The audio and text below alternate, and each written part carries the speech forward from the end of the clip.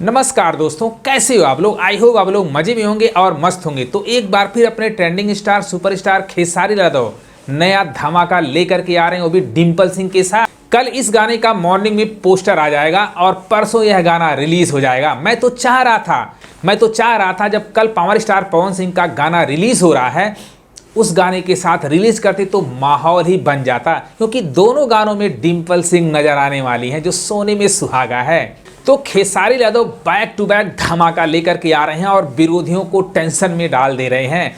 खेसारी लाल यादव ने एक बहुत बड़ा लकीर खींच दिया है, जिसे सुनकर के विरोधी को बरनौल नहीं मिल रहा है।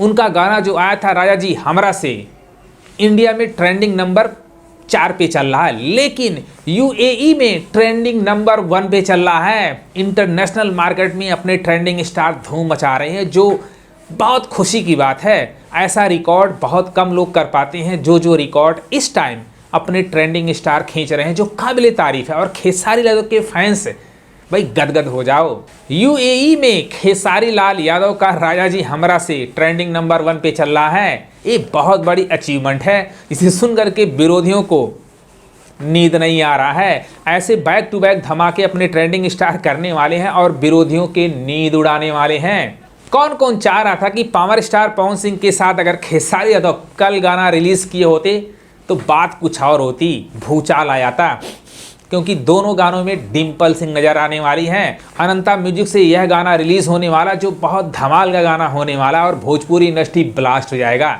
तो अगर ये वीडियो पसंद आए, अपने भाई को भी सपोर्ट करो। लव यू गर्दा।